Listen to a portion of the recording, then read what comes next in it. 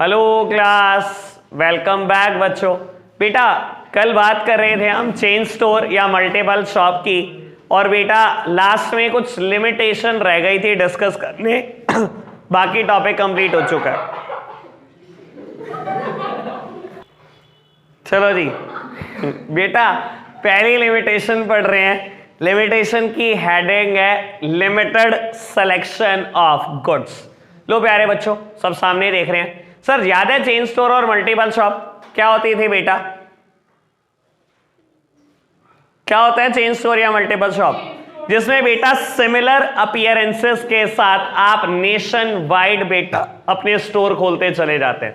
जिसमें बहुत सारे एग्जाम्पल हो सकते हैं। हम बात कर रहे थे लेवाइस की, हम बात कर रहे थे रॉयल एनफील्ड, हम बात कर रहे थे डोमिनोज, मैकडी, केएफसी और बाटा, पता नहीं कितनी कंपनी की हम बात कर रहे थे।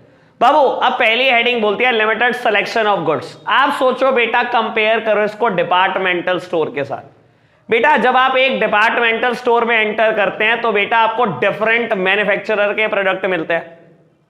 याद है ना बेटा डिपार्टमेंटल स्टोर क्या चीज थी? बिग बाजार कितने मैन्युफैक्चरर के प्रोडक्ट बेचता है बेटा, वहां कोई बेटा गुड्स की कोई कमी है? लेकिन बेटा चेन स्टोर या मल्टीपल शॉप की लिमिटेशन है लिमिटेड सिलेक्शन ऑफ गुड्स, मतलब सिर्फ एक ही मैन्युफैक्चरर के प्रोडक्ट बेचती है मल्टीपल शॉप। तो बेटा वहां पर आपके पास चॉइस के नाम पर कुछ भी नहीं है। क्लियर है ना बात?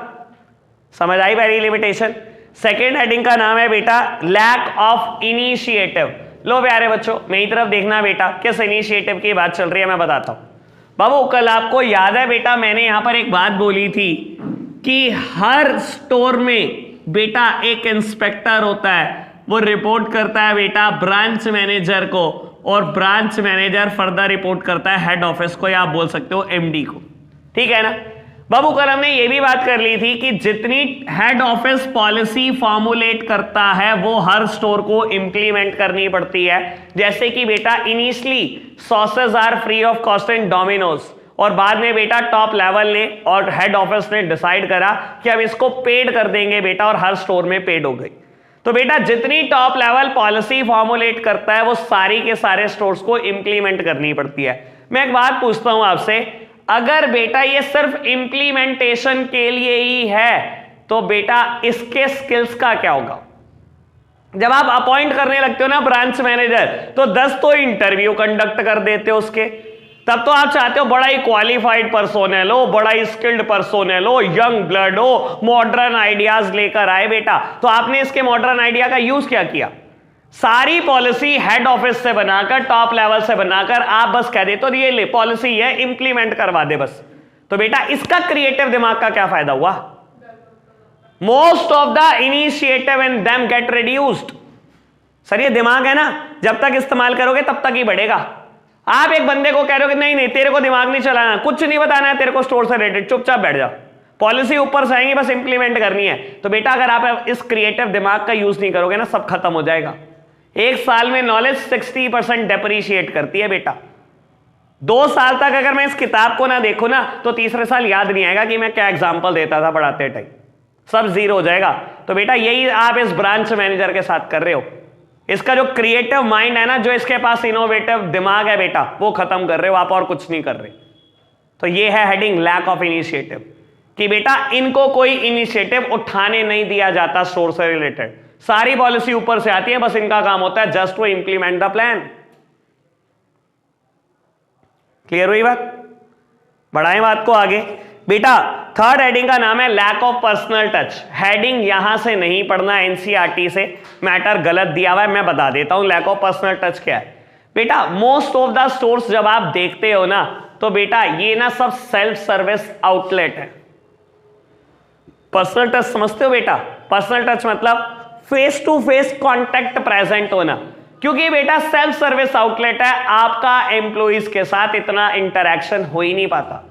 आप डोमिनोज जाते हो बेटा, जाकर बेटा आपने ऑर्डर करा और साइड जाकर बैठ गए, आपका ऑर्डर नंबर अनाउंस होगा, आप ही जाकर बेटा रिसीव करके आओगे। ज्यादातर एम्प्लॉइज से आपका कोई इंटरेक्शन ही नहीं होता। तो बेटा कोई पर्सनल टच इन्वॉल्व नहीं है। ठीक है ना? अगेन बेटा मैं बोलता हूं बहुत सारे स्टोर में अगर आप पीक डेज पर जाते हैं, ठीक है ना, याद होगा पीक डेज कल बात करी थी, या बेटा पीक वर्किंग आवर पर जाते हैं, यानी कि बेटा most suitable part of the day, ठीक है ना, या more suitable day of the week, बेटा ऐसे केसेस में सेल्समैन फ्री नहीं होते। मैं बोलता हूं आप रिलायंस ट्रेंड्स गए इन इवनिंग, भीड़ लगी हुई है बेटा, कहां पर्सनल टच इन्वॉल्व होगा? आप जाओगे खुद से सामान देखोगे, पसंद आ गया ठीक, नहीं पसंद आया बेटा छोड़ के आ जाओगे। शायद किसी से कोई कॉन्टैक्ट ही ना हो पाए, शायद फेस टू फेस बात ही ना हो पाए किसी से। तो ये है बेटा lack of personal touch. Clear बात? And last heading is difficult to change demand. Again बेटा बाबू डिफिकल्ट टू चेंज डिमांड का क्या मतलब है बेटा? एक बार कोई चीज आउट ऑफ फैशन चली गई, कल भी ये बात आई थी बेटा जब मैं बात कर रहा था डिपार्टमेंटल स्टोर की। बाबू अगर कोई चीज आउट ऑफ फैशन हो गई, या कस्टमर का टेस्ट एंड प्रेफरेंसेस बदल गए, या टेक्नोलॉजिकल वाइज हल्के से चेंजेस हो गए बेटा, तो बाबू बहुत सारे लॉसेस में चले जाएंगे आप। मैं बोलता हूं रिलायंस ट्रेंड्स क्या एक चेन स्टोर का एग्जांपल है? Perfect example of chain store. Similar appearances के साथ साथ आप बेटा ऑल ओवर इंडिया अपने स्टोर खोलते चले जा रहे हो। आपके इस टाइम इंडिया में 150 स्टोर हैं बेटा, और आपने 150 स्टोर के लिए बेटा लेट्स सपोज जीन खरीदी है बेटा, और सारी की सारी जीन खरीदी है बेटा पेंसिल फिट, और एकदम से बेटा फैशन आउट हो गया, फैशन चेंज हो गया, दोबारा से बेल बॉटम का फैशन आ गया, सर करोड़ों के नुकसान में आ जाओगे। ठीक है ना, डिमांड बदलना बेटा किसी के बस की बात नहीं, ठीक है ना। वो लोग के समझ आई बात? एक बार चारों लिमिटेशन पढ़ दो बेटा, फिर प्रॉब्लम लेते बेटा। सबसे पहले एक बार मैं रिपीट कर देता हूं सारी लिमिटेशन। बेटा पहली लिमिटेशन है लिमिटेड सिलेक्शन ऑफ गुड्स। बाबू इसमें ना कुछ और नहीं किया गया, इसको कंपेयर कर दिया इन्होंने डिपार्टमेंटल स्टोर के साथ, कि आप किसी डिपार्टमेंटल स्टोर में एंटर करते हैं और आप देखते हैं बेटा डिफरेंट काइंड ऑफ मैन्युफैक्चरर के प्रोडक्ट पड़े हैं। मैं किसी डिपार्टमेंटल स्टोर गया बिस्किट खरीदने, easy day, sir easy day कोई एक ब्रांड का बिस्किट नहीं बेच रहा बेटा, दसियों ब्रांड दसियों मैन्युफैक्चरर के प्रोडक्ट बेच रहा होगा। लेकिन आप सोचो बेटा, मैं बोलता हूं आप लेवाइस के स्टोर में एंटर करें, सर एक ही मैन्युफैक्चरर का प्रोडक्ट मिलेगा ना, ओनली लेवाइस, या कुछ और भी मिलेगा बेटा? बाबू मल्टीपल शॉप के साथ डिसएडवांटेज है कि आपके पास सिलेक्शन के लिए कोई और चीज होती नहीं, एक ही मैन्युफैक्चरर के प्रोडक्ट है। लेकिन बेटा डिपार्टमेंटल स्टोर में मल्टीपल मैन्युफैक्चरर के प्रोडक्ट आपको देखने को मिलता है। क्लियर बात? देन मैंने बोला लैक ऑफ इनिशिएटिव। बेटा इनिशिएटिव का मतलब क्या होता है? The first step taken by the employ towards their self motivation. किसी चीज के लिए आगे आना, किसी चीज के लिए इनिशिएट लेना। बेटा ब्रांच मैनेजर आगे आना चाहता है, अपने स्टोर से रिलेटेड बेटा पॉलिसी फॉर्मुलेट करना चाहता है, लेकिन हेड ऑफिस उसकी आवाज को दबा देता है, तो चुप बैठ, हम बताएंगे पॉलिसी, तुझे बस इंप्लीमेंट करानी है। मैं कह रहा हूं अगर सिर्फ इसको इंप्लीमेंटेशन के लिए रखा था तो बेटा इतना हाईली क्वालिफाइड स्टाफ रखने की क्या जरूरत थी? इसको 50,000 रुपए महीना देने की क्या जरूरत थी? पकड़ लेते किसी भी अनपढ़ को। जब पॉलिसी बनानी है आपने बेटा, इससे सिर्फ फॉर्मुलेट करानी है, तो बेटा इंटरव्यू क्यों कंडक्ट किए जा रहे थे? वैसे तो आप इसके स्किल टेस्ट कर रहे थे, वैसे तो आप चाहते थे कि कोई मॉडर्न आइडियाज के साथ बेटा कोई पर्सन आए ऑर्गेनाइजेशन में जो बेटा कंट्रीब्यूट कर सके अपने आइडियाज, और एक तरफ इसके आइडियाज आप जानने की कोशिश भी नहीं करते बेटा। तो बाबू अगर आप इसके आइडियाज सुनेंगे ही नहीं तो most of the initiative in him get reduced. इसका इनिशिएटिव खत्म हो जाएगा, इसका क्रिएटिव टैलेंट ही खराब हो जाएगा बेटा 2 साल के बाद। 2 साल के बाद इसे कहोगे ना दिमाग चला दे, तो बेटा तब चलेगा ही नहीं। क्लियर है ना बात ओके। उसके बाद बेटा फोर्थ हेडिंग, बेटा कहता है difficult to change demand. Heading लिखने का तरीका गलत है बेटा। सही मायने में बात यह है बेटा, अगर एक बार आपके स्टोर में पड़े हुए प्रोडक्ट की डिमांड चेंज हो गई तो बेटा it will incur huge losses for the organization. Again बेटा लेवाइस आपका स्टोर है, ऑल ओवर इंडिया है बेटा, 400-500 स्टोर बेटा, इतना माल रखा हुआ है, मैं बोलता हूं एक चीज का बस फैशन आउट हो जाए जो आपके स्टोर में रखा गया है, सर बर्बाद हो जाओगे आप। क्योंकि बेटा एक एक स्टोर में अगर मैं जीन की बात करूं, सर अलग अलग वेरिएंट, अलग अलग साइज की बेटा कई 100 जींसेस पड़ी होती है। एक स्टोर में 500 जींसेस हैं, आपके ऐसे 500 स्टोर हैं, 2.5 लाख जीन्स पड़ी हैं, आपने सारी खरीदी हुई है, नैरो बॉटम और बेटा नैरो बॉटम और आगे फैशन बेटा बेल बॉटम का, क्या होगा? Huge losses. 2.5 लाख जीन्स पड़ी है, मैं बोलता हूं अगर एक जीन्स पे 200 रुपए का भी लॉस हो गया बेटा, तो कहीं ना कहीं बेटा एक ठीक ठाक अमाउंट का लॉस में आ जाओगे आप। पढ़ के बनाना चाहूं तो बेटा आप कहोगे जोन सी हेडिंग में वो पढ़ के बता दूंगा, अगर कोई लाइन ना समझ आई हो देख लो एक बार जल्दी से बताओ। अगर ओके है तो फिर मैं बढ़ रहा हूं आगे, यहीं बढ़ जाऊं आगे। लाइन पढ़नी है कुछ? चलो बेटा अगला टॉपिक स्टार्ट हो रहा है, difference between departmental store and multiple shop. Sir अभी हमने पहला टॉपिक कल पढ़ा था डिपार्टमेंटल स्टोर, आज बेटा पूरा कर दिया मल्टीपल शॉप। कल मैं शुरुआत करके चला गया था इसकी। बाबू डिफरेंसेस के तौर पर इन्होंने 7 बेसिस बनाए, जिसमें से एक गलत है, बाकी सब ठीक है। ठीक है ना, मैं बता भी दूंगा कौन सा गलत लिखा है बुक ने, बाकी सब बिल्कुल एप्रोप्रिएट है। और आपको बता देता हूं ये आप भी बता सकते हो बिना पढ़े, इतनी सिंपल है। सबसे पहली हेडिंग लिखी गई है लोकेशन। मेरे प्यारे बच्चों सामने देखना, याद आया कुछ? Departmental store heart of the city में लोकेटेड होते हैं। और बेटा अगर बात करें चेन स्टोर की, तो बेटा उनका हार्ट ऑफ द सिटी में लोकेटेड होना जरूरी नहीं है, वो बेटा रेजिडेंशियल एरिया या कमर्शियल एरिया में भी हो सकते हैं। याद आ गई होगी शायद सारी बात। Second heading is range of product. अभी बताया बेटा मैंने पहली लिमिटेशन में, सर डिपार्टमेंटल स्टोर बहुत सारे मैन्युफैक्चरर के प्रोडक्ट बेचता है, आपके पास वाइड चॉइसेस होती है। लेकिन बेटा चेन स्टोर में आपके पास चॉइस के नाम पर कुछ नहीं होता, आप सिर्फ एक मैन्युफैक्चरर के प्रोडक्ट बेच रहे। Third one services offered.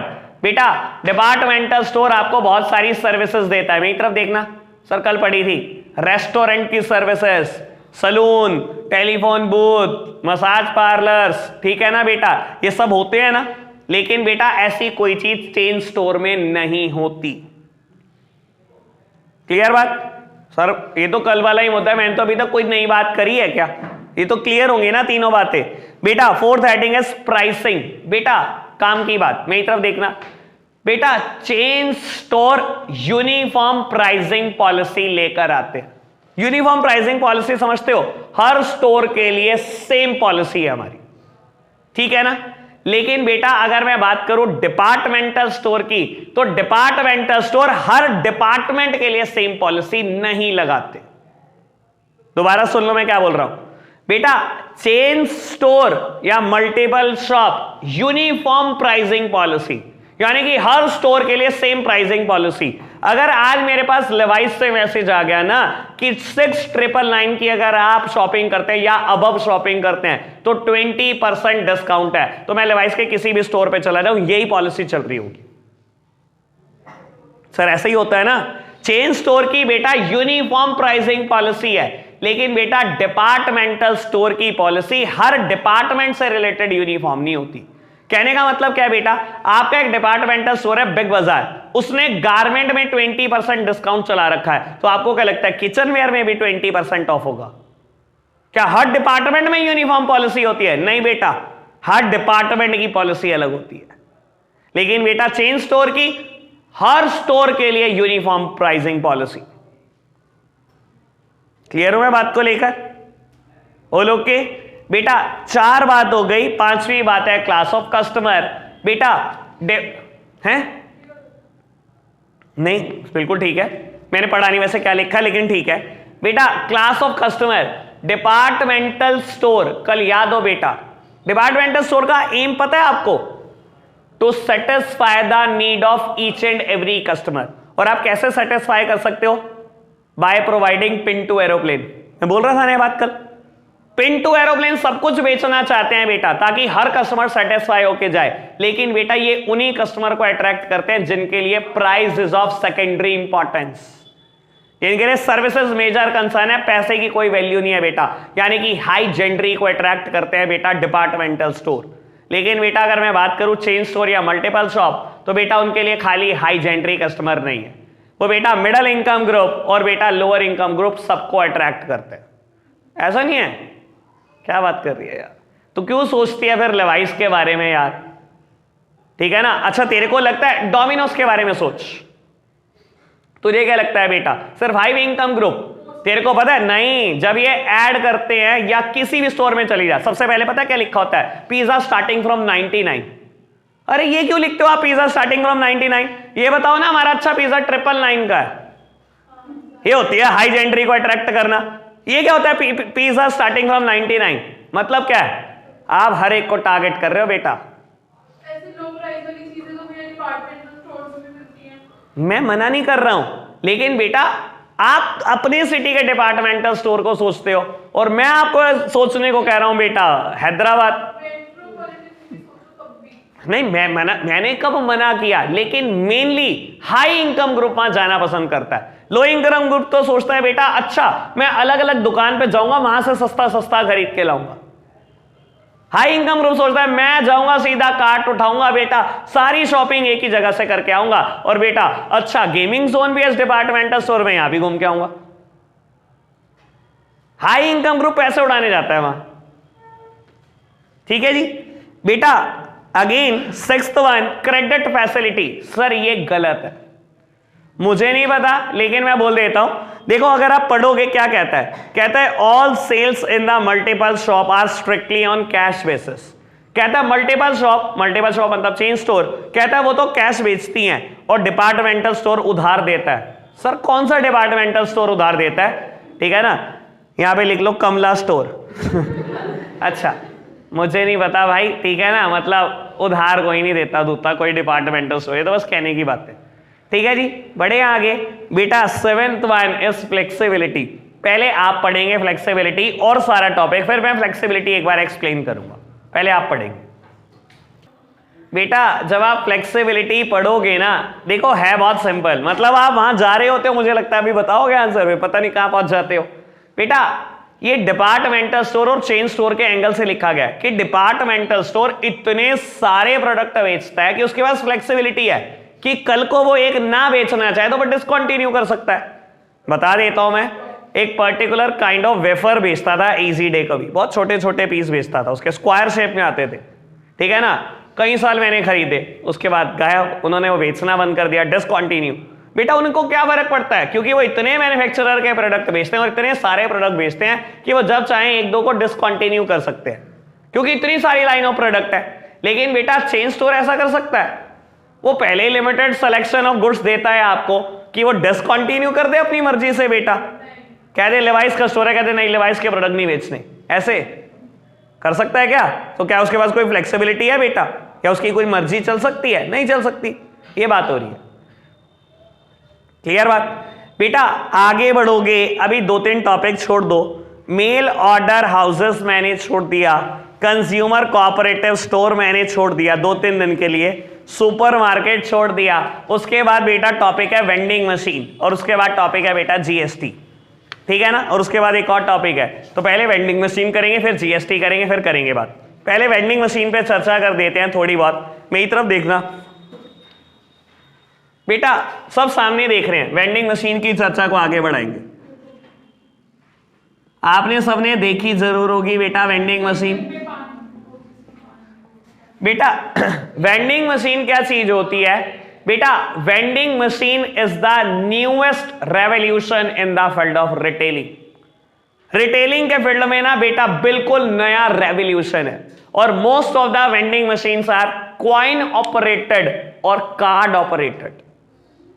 आप कॉइन डालो और जो प्रोडक्ट खरीदना चाहते हो बेटा वो खरीद सकते हो। समझाने के लिए बता देता हूं बेटा, आपने देखी जरूर है, मुझे नहीं पता बेटा आप कितना ग्रैब कर पाए, मेट्रो स्टेशन पर होती है ना बेटा, एक फ्रिज टाइप मशीनरी है, अंदर बेटा बेवरेजेस पड़ी हैं, सॉफ्ट ड्रिंक्स पड़ी हैं, वाटर बोतल पड़ी हैं, चॉकलेट्स पड़ी हैं बेटा, और कुछ सामान पड़े हैं बाबू। और क्या होता है बेटा, जनरली वेंडिंग मशीन जो सामान बेच रही होती है बेटा, वो एक यूनिफॉर्म प्राइसिंग का सामान होता है, मतलब लगभग सबका प्राइस एक है। ठीक है ना, आपने 10 का सिक्का डाला, सारे सामान 10 के हैं, और बेटा साइड में बटन बने हुए हैं A1 A2 A3 A4 B1 B2 B3 B4, ऐसे बेटा G या H तक कैटेगरी है, 7-8 अंदर शेल्फ बनी हुई है। आपने बेटा कॉइन डाला, आपने प्रेस करा B1 पे चॉकलेट थी, चॉकलेट बार। प्लेटफॉर्म टिकट भी बिकती है ऐसे बेटा, ठीक है ना, और बहुत सारी चीजें बिक रही हैं आज की तारीख में, तो न्यूएस्ट रेवोल्यूशन बेटा। इसके अलावा वेंडिंग मशीन का perfect example is ATM. ATM कुछ और नहीं बेटा, एक वेंडिंग मशीन ही है, ठीक है ना, वो कॉइन ऑपरेटेड नहीं है, वो कार्ड ऑपरेटेड है। ठीक है ना बेटा? क्या बेटा सामने वाले की सर्विस की जरूरत पड़ रही है मेरे को? क्या कोई प्रोवाइडर बैठा है मेरे सामने? नहीं बेटा, सिर्फ मशीन है जो मुझे सर्विसेज दे रही है। ठीक है ना बाबू? वेंडिंग मशीन के साथ ये नहीं है बेटा सिर्फ फायदे, कुछ कमियां भी है। ठीक है ना? पहली बात तो वेंडिंग मशीन सिर्फ लो प्राइस गुड्स बेच सकती है, कॉइन बेटा हाईएस्ट, ऑल्दो खैर बढ़ते चले जा रहे हैं बेटा, पर बाबू हमने कभी देखे भी नहीं होते 10 से ऊपर का कॉइन, बढ़ते चले जा रहे हैं। कई बार न्यूज आती है 50 का सिक्का लॉन्च हो गया, 200 का हो गया, ये हो गया, वो हो गया, ठीक है ना। लेकिन जनरली हमारी जेब में 10 का होता है, सबके पास नहीं होता है बेटा ये सिक्के। तो बाबू 10 से ज्यादा बढ़ नहीं पाते। लो प्राइस प्रोडक्ट आप बेच पाते हो बाबू, ठीक है ना। और कमियों की बात करूं तो बेटा सबसे पहली कमी बेटा वेंडिंग मशीन को इंस्टॉलेशन कराने के खर्चे बहुत ज्यादा है, और आप 10-10 रुपए का सामान बेच के बेटा कमा क्या लोगे। दूसरी बात, अगर ये खराब हो जाए बेटा तो रेगुलर रिपेयर मेंटेनेंस के खर्चे भी बहुत ज्यादा है। अगेन 10-10 रुपए में क्या कमा सकते हो आप, ठीक है ना। तीसरी बात बेटा कस्टमर सेटिस्फाई नहीं होता। क्यों? क्योंकि जब तक कस्टमर प्रोडक्ट को फील नहीं कर लेता या देख नहीं लेता बेटा, तब तक वो खरीदने से पहले 10 बार सोचता है। और अगर एक बार बेटा मान लो उसने कॉइन डाल दिया और प्रोडक्ट बाहर आ गया बेटा, और उसकी इच्छा नहीं हुई अब प्रोडक्ट लेने की, तो क्या करे? हो जाता है कैंपियो के साथ, ऐसा जल्दी हो जाता है। अच्छा ठीक है ना बेटा। तो उसके बाद करे क्या बेटा? क्या कोई ऑल्टरनेट है? कोई ऑल्टरनेटिव ही नहीं बचता आपके पास। तो बेटा ये वेंडिंग मशीन है, इतना सिंपल टॉपिक। फटाफट से एक बार पढ़ दो और फिर बताओ कोई प्रॉब्लम तो नहीं। बेटा आज के लिए हम इतना ही रखते हैं, बाय बाय।